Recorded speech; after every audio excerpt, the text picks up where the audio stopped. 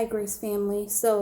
I was actually asked to share a little bit about my testimony. I wanted to share a little bit about how I came to Christ and how my walk has been. When we think about coming to Christ, right, we think it's pretty simple, like just come to Christ. But we think about for ourselves, sometimes it took us a very long time to find who Christ is and to have a relationship with Him, because having a relationship with Him is very different from just knowing of Him and about Him. So, before I dive into my walk and how I came to know Christ, I know you guys probably are pretty familiar with like my family and I, but for those who don't, I just want to share a little bit background about my family. So, I am the second child out of 9 kids. There are 6 girls and 3 boys, so all 6 girls in a row, and then 3 boys were all the last one. My 3 sisters and I were all born in Thailand. So it's me, Paya, Pao, and Bahol. So in around the early 1900s, like 1993, around that time was when we actually got sponsored. We came to the U.S. And we landed in Milwaukee, Wisconsin. And for us, coming to a very unknown land and filled with people who speak a different language that we were not familiar with or never heard of, it was very difficult to adapt. But eventually, once we started settling in, our cousins actually started to bring our family to their church. So they actually go to Hmong United Methodist, and that's where we attended, and which is just a very short distance from Grace as well. So when we were young, we kind of basically just go to church because our parents did. And so even when I got to my teenage years, I still attended church because I have friends and families there. I knew people. We grew up there, basically. And I knew who God and Jesus was, but at the time I can say that I didn't really have a relationship with them. And because I didn't have a relationship with Jesus, it was a very difficult time during my middle school year because I didn't know how to process my thoughts and my feelings. And, I was experiencing what we call an identity crisis. And so, because I didn't know who I was, I wanted to try to figure out who I wanted to be, and so in order to find out who I was or what I wanted to be, I started to conform to those around me. And so I started to hang out with people who were not Christians, even people who say they were Christians, but they actually, like, their lifestyle didn't reflect what they claim that they are. And I started to hang out with the wrong crowds. And things like that led me to say and do things that weren't really pleasing to God. And during that time, it didn't seem wrong to me because everyone else was doing it. And plus, at the same time, there's nothing wrong with that.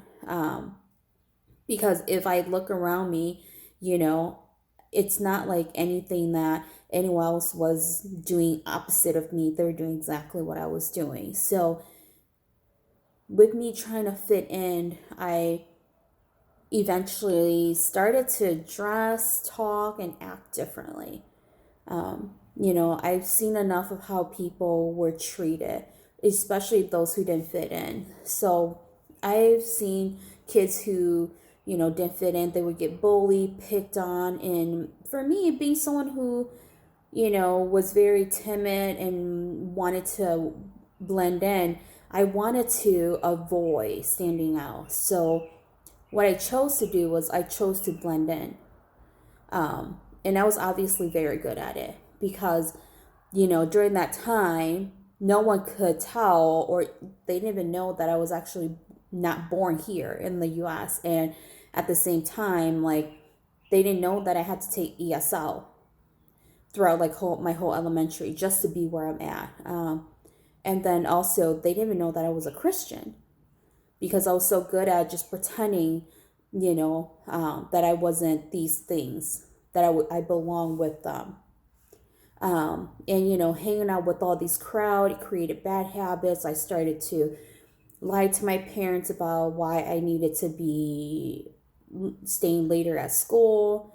I would start to say that, you know what, I needed to stay after school because I had band practice and I was still in the band.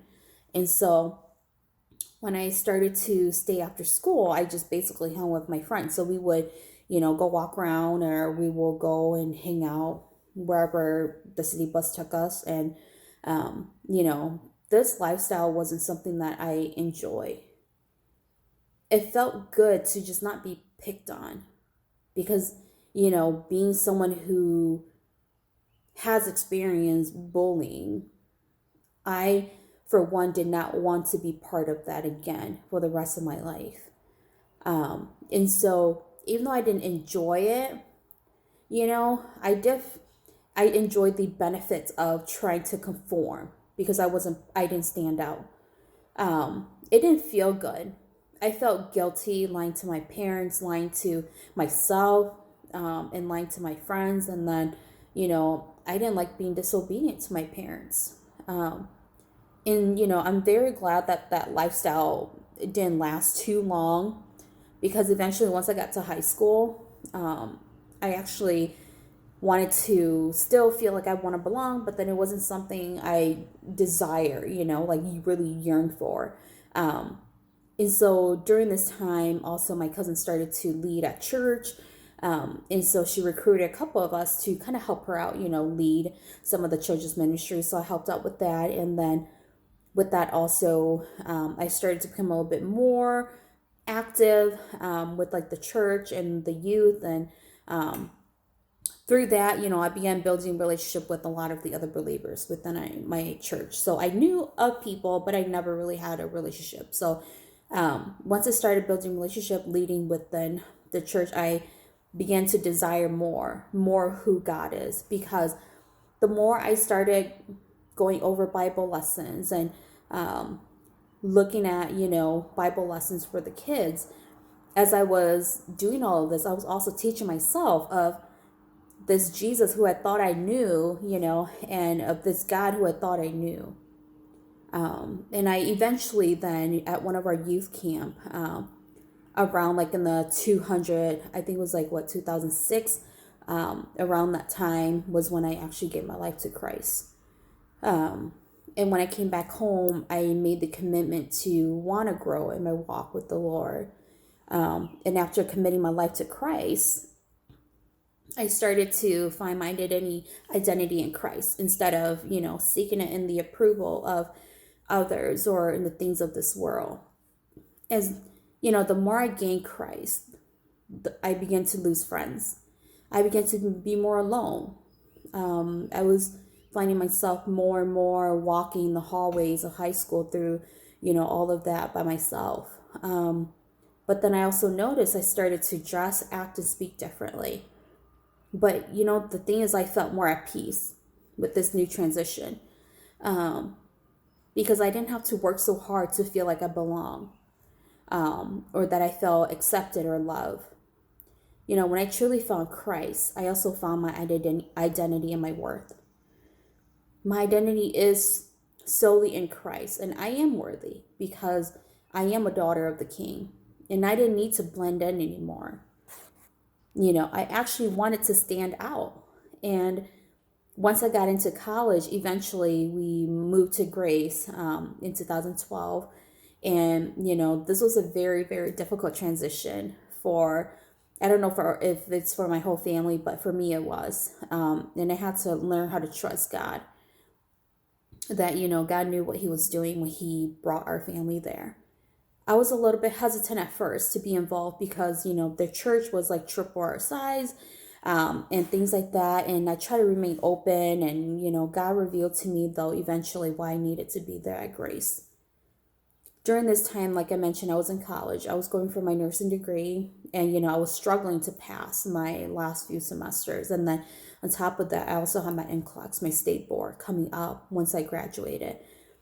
And as I got to know some of the ladies at Grace, I befriended Jo and Kablia. And, they were already working as RNs at Children's, and, meeting them and talking to them, they helped encourage and they pray for me and helped me to persevere through my nursing semesters.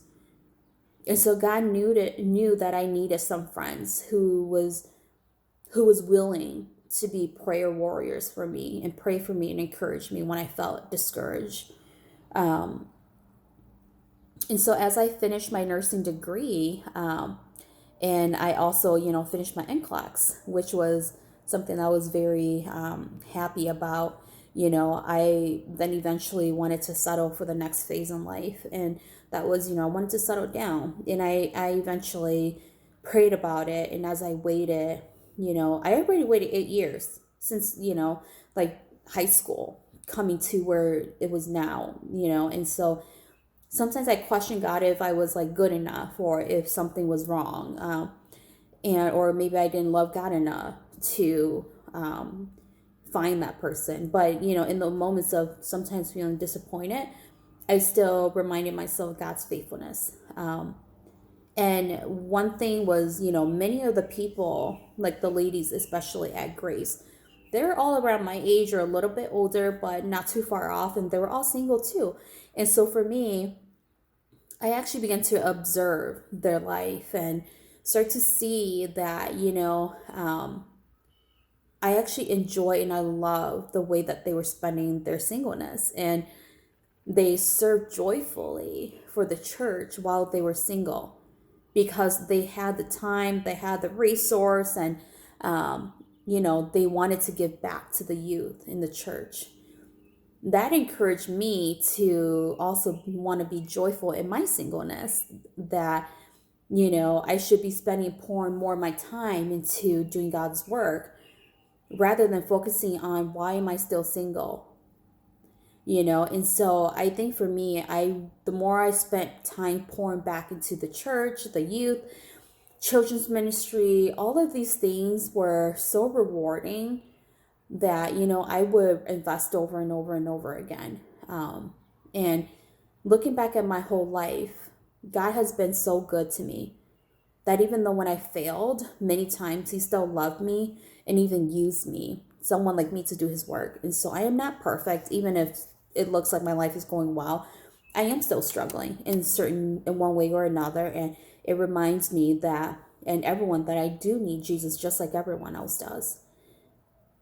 And so one thing I've learned from my past is to remain close to God and other believers. We are all created for community, and we need one another to build each other up and encourage one another, especially through difficult times. Like if you're going through an identity crisis, you're going through a tough time with school, finding a job, loss of a loved one, things like that. Those are so vital that we as the body come together to strengthen each other up. And so I want to continue to encourage you guys, even though I'm far away, to continue to love each other, pour into one another's life. Don't give up on meeting together, and, continue to serve faithfully until God calls you elsewhere. So, all in all, life has been going pretty good. I just miss everyone a lot, but all in all, God is definitely very good, and He continues to be good. So, thank you so much. I hope to see you guys all soon again.